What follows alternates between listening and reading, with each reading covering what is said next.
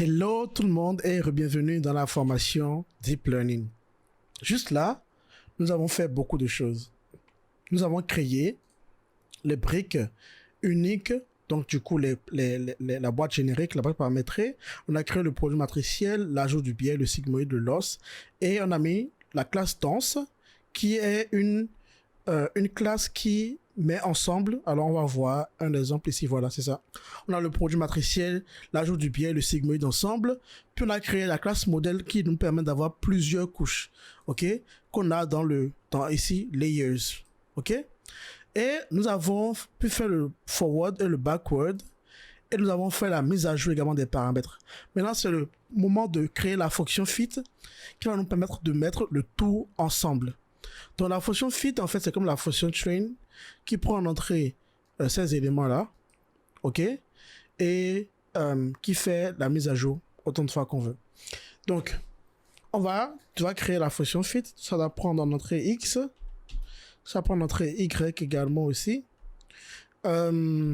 Ensuite, le nombre d'époques, ok, le nombre d'époques. Maintenant, il nous faut aussi le learning rate. Alors, je vais mettre pour le moment le learning rate. Alors, mettons learning rate ici comme un paramètre. Alors, la fonction, il faut qu'on est dans une classe, donc du coup, self. Ok, super. Donc, tout d'abord, ce que nous allons faire, c'est que nous allons faire for epoch in range epochs. Ok. Donc là, on sait que on veut entraîner plusieurs fois. Donc la première chose à faire, c'est d'abord récupérer les prédictions qui sont modèle.forward grand X. Puis ensuite, il nous faut le loss. Alors pour le loss, j'aimerais bien que le loss soit en fait un paramètre de la classe elle-même. Donc du coup, on va créer une autre fonction qu'on va appeler ici compile. Ok, une fonction compile qui nous permet de définir en fait le loss. Ok, et voilà, ici j'aurai un self ici, j'aurai le loss là, et dans cette fonction, voilà, je ferai ceci. D'abord, on fera self loss égale à loss. Donc du coup, on dira que le self loss, c'est le loss qu'on lui aura donné, la classe loss qu'on lui aura donné. Et donc du coup, une fois qu'on fait ça, et si on mettait également le learning rate ici directement. Donc du coup, vous allez voir pourquoi je fais ce choix de design tout à l'heure. Si je mets le learning rate ici aussi, donc du coup là c'est bon. Alors, donc on aura self point learning rate. Oups. Non, pas ce que je veux. On aura un self.learning rate égale à learning rate. Ok. Et donc, du coup, une fois qu'on fait ça, on peut avoir accès au loss directement à l'intérieur ici. Donc, le loss, alors il faut qu'on ait un moyen de vérifier si cette fonction-là a été exécutée. Et donc, du coup, on va le faire en dehors du modèle. Hein. Donc, du coup, on va créer une variable qui est par défaut non compilé. Donc du coup, on va faire self-compiled qui est false par défaut. Ok. Et une fois que la fonction est appelée, bah du coup, self.compiled sera vrai. Et donc du coup, il faut qu'on s'assure que le compile soit vrai. Hein. Donc ici, on va lui dire if not compiled, donc if not self.compiled, on lui dira deux points, on va soulever une erreur, donc rate not implemented error, et on va mettre quoi à l'intérieur, on va mettre pas de loss et de learn rate.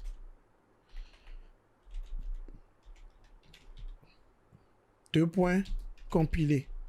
C'est ça, notre compilation de notre modèle. Compiler le modèle, c'est de lui donner, en fait, le loss et le learning rate également. Donc du coup, on aura loss également ici qui est self.loss, ok? Puis maintenant, on pourra lui faire point forward et lui donner la prédiction. Et lui donner la prédiction. Et lui donner également le target qui est grand Y, comme ça. Et une fois qu'on a le loss, maintenant, on peut faire la dérivée du loss. Donc, loss dérivée sera égal à self.loss.backward. Ok? Donc, une fois qu'on fait ça, on a la dérivée désormais. Et donc, du coup, là, tout ce qu'on a fait juste là, ici, c'était le forward pass. Ok, on calcule le loss. Puis maintenant, on fait le backward pass.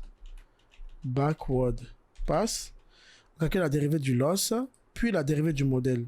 Donc, on fera self.backward. Voilà, la dérivée du modèle lui-même. Self.backward. Et il prend en entrée quoi? Il prend en entrée le loss dérivé. C'est ce qu'on avait fait, si je me rappelle bien, dans le backward. C'est ça, il prend le loss dérivé. Très bien. Donc, une fois qu'il prend ça, il propage. Puisque le backward... Non, là, il fait juste le backward. Puis maintenant, on doit faire la mise à jour. Update. Et pour faire le update, on appelle juste self.update. Et c'est suffisant. Normalement, c'est suffisant. Donc, du coup, ce que nous allons faire, c'est que nous allons sauvegarder les loss qui sont créés au fur et à mesure. Donc, on va créer un élément qu'on va appeler history. Et dans cet élément, on va sauvegarder les loss. Donc, ici, je vais faire self-history.append-loss. OK. Self-history.append-loss. Et aussi, il faut bien qu'on affiche le loss, non? Comme on l'a fait ici. Et voilà, je vais copier ceci. Voilà. Il faut bien qu'on affiche le loss aussi. Donc, point époque, époque plus 1. Époque plus 1. Et le loss, ce sera le loss qui est là. OK, donc c'est parfait. Et donc, du coup, cette fonction, elle doit nous retourner l'historique des loss. Donc, du coup, return self.history. Donc, la fonction fit doit nous permettre de faire l'ensemble. OK? Donc là, nous allons l'essayer. Nous allons le tester. Et donc, du coup, venons ici. Je vais créer une nouvelle... alors, on va essayer d'effacer tout ceci. Alors, je vais créer une cellule de test où nous allons appeler ceci test de la fonction fit. OK? Et donc, du coup, ici, ce que nous allons faire, c'est quoi? Tout d'abord, on définit notre modèle. Alors, je vais prendre le même modèle qu'on avait ici, là. Alors, je pense même que je vais prendre ceci. Alors, on a le modèle qui est là. Alors, pay forward, tout ça, ça se fait désormais dans le fit. Donc, du coup, on fait modèle.fit is y et on lui donne epochs égale à 10 par exemple. On va voir ce que ça va donner. Alors,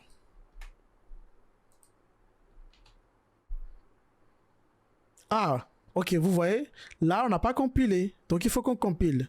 Donc pour compiler, vous voyez ça, mais pas de loss, pas de learning rate, compiler. Donc nous allons d'abord créer le loss. Donc je vais créer MSE égale à loss, ok, notre loss, je le crée.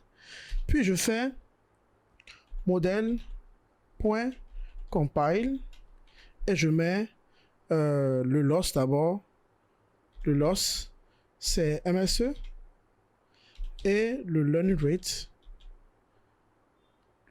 rate, c'est égal à 0,01. Je pense que je ne l'ai pas remplacé dans la partie update. Je retourne dans la partie modèle. Dans la partie update, je n'ai pas mis self.learningRate. Donc, ce que je vais faire, je vais mettre ici self.learningRate. Self.learningRate. OK. Donc là, ça devrait aller. Donc, je reviens ici. Maintenant qu'on a, vous voyez, donc tout ce qu'on a fait juste là, ça se résume à uniquement ceci. On peut désormais créer un modèle avec plusieurs couches. En l'occurrence, ici, on a 2 couches. On a le loss, on a compilé et on fait le fit. On va voir ce que ça va donner. Alors, c'est censé nous donner un résultat qu'on va mettre dans H. Voilà. Voilà. Oups. Ici, on n'a pas de modification. On n'a pas eu de modification du loss. Donc là, c'est dangereux. On a encore le problème rencontré tout à l'heure. Donc, ici, self update, c'est une fonction. Oh là là.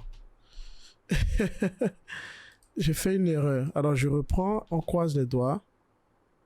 Oh, super, ça marche. Finalement, ça marche. Alors, on va voir si, vous voyez là, on est à 0, on a quitté 0,84 à 0,66. Si je mets un learning rate qui est beaucoup plus grand, on va voir ce que ça va donner. Ok, on voit que ça a diminué, puis là, ça a commencé à augmenter. Très bien. Et si je mets 0,00001, on va aller très lentement. Vous voyez, là, ça diminue très lentement. C'est super, c'est super. Ça veut dire qu'on a une fonction qui fonctionne parfaitement. Alors, il y a une chose que je voudrais vous montrer, c'est que ce que nous avons fait juste là, vraiment, c'est magnifique et je vais vous montrer pourquoi. Alors, regardez, pour faire ceci que nous avons fait là, pour faire la même chose avec TensorFlow, en fait, alors le code de TensorFlow, on l'avait appliqué lors de la première fois. Donc, vous voyez déjà que dans les imports, regardez ici, alors je vais mettre ici comparaison TensorFlow. Donc, comparaison TensorFlow. Donc, TensorFlow, si je l'importe, je fais ça. Vous voyez là, on a le dense. Vous voyez le dense qui est la même couche dense que nous. Ça, c'est l'optimiseur. Ok, on va voir comment on va l'utiliser tout à l'heure. Donc, pour faire la même chose, alors je vais copier un peu ce qui est ici pour que vous voyez un peu les ressemblances. Donc, alors, ici, on va appeler ça modèle. Regardez, modèle. Voilà. Et voilà. Donc, c'est X. Donc, on va effacer ceci. On va effacer cela. C'est grand Y que nous avons. Époque 10. Alors, vous voyez qu'ici, on a créé notre réseau de neurones avec sequential. Nous, ce qu'on a appelé grand modèle là, pour eux, c'est sequentials. OK? Donc, ils ont créé une couche dense avec, ici, ce que nous on appelle neurones, ils ont appelé ça unit. Et l'activation, ils ont utilisé relu. Donc là, on peut utiliser notre activation sigmoïde comme d'habitude. On va reproduire exactement la même chose ici. Donc, on a 2 neurones d'abord dans la première couche. Puis, il y a une deuxième couche. Dense. Une deuxième couche dense avec unit égale à 1. OK? Vous voyez? Deuxième couche dense avec unit égale à 1. Alors, et du coup, vous voyez ici, après, il y a la compilation du modèle. L'optimizer, c'est le SGD. Vous voyez, ils ont mis le learning rate également en paramètre. Et le loss, c'est le MSE, comme on l'a fait. Et voilà. Donc, en gros, vous voyez, tout ce que nous avons appris juste là, tout ceci qu'on a écrit au tableau, voilà, c'est le but de recréer TensorFlow. Et désormais, on peut l'étendre comme on veut. Et regardez, ce code-là, c'est presque la même chose. La différence, c'est que ici, ils appellent ça sequential. Et on peut l'appeler sequential également aussi. Et ici, ils mettent le SGD. Sinon, c'est la même chose. Regardez, on a activation sigmoïde. On fait le compile. Voilà. Et je vais entraîner pour 10 époques. On va voir ce que ça va donner. Et là, c'est du code TensorFlow qui s'applique. Hein. C'est la première fois que vous comprenez vraiment tout ce qui se passe dans le code TensorFlow. Vous voyez, il est passé de 0,60 à 0,49. Donc, c'est vraiment pour la première fois, vous avez appris tout. Vous comprenez maintenant tout ce qu'il y a ici. Ça, c'est quoi? C'est la classe où on peut définir des modèles de plusieurs couches. Voilà la première couche. L'activation sigmoïde. Donc, la non-linéarité. Voici la deuxième couche. Puis on a compilé en lui donnant, ça c'est pour le update, il utilise un learning rate de 0,1. Pour le loss, donc l'erreur, il utilise le MSE. Et après, ici, il fait la boucle. Vous voyez, pour la première fois, nous comprenons ce qui se passe ici. Et je vais vous... Notre classe modèle, vous voyez, notre classe modèle, on aurait pu l'appeler sequential. Et je vais vous montrer ce qu'il y a à l'intérieur dans la classe sequential de TensorFlow. Donc, nous allons faire point d'interrogation, et je fais ça. Et je fais ceci. Vous voyez, ça, c'est le code source de la classe sequential. Vous voyez, classe sequential.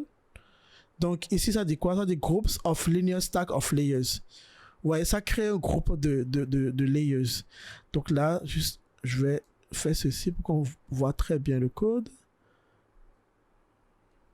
On va voir un peu à quoi ça ressemble, si c'est un peu comme ce que nous on a fait. Donc juste là, c'était de la documentation. Vous voyez ici, for layers self add layers. Ils ont créé les layers ici. Donc on a les couches là. Quoi encore? Def add self layer, ça c'est pour ajouter les couches. Vous voyez, il faut également un build aussi. Et quoi d'autre? Def pop, def build graph. C'est un peu difficile à lire tout ceci, surtout quand ce n'est pas... vous voyez la fonction call qui prend le input, donc c'est ça notre forward à nous. Il fait normalement... bon, output égale input. Alors, c'est un peu difficile à comprendre, à lire, surtout. Ah, vous voyez, c'est ça? For layer and self layer. Ça ressemble un peu à ce qu'on a fait. Mais bref, vous êtes en mesure maintenant de comprendre toutes les lignes de TensorFlow. Alors, c'est pas fini. On va encore mettre quelques fonctionnalités dans notre classe modèle pour que vous voyez qu'on a vraiment, on peut étendre ça à mettre encore plus de fonctionnalités, les fonctionnalités que TensorFlow a déjà. Donc, c'est ce que nous allons faire dans la prochaine vidéo.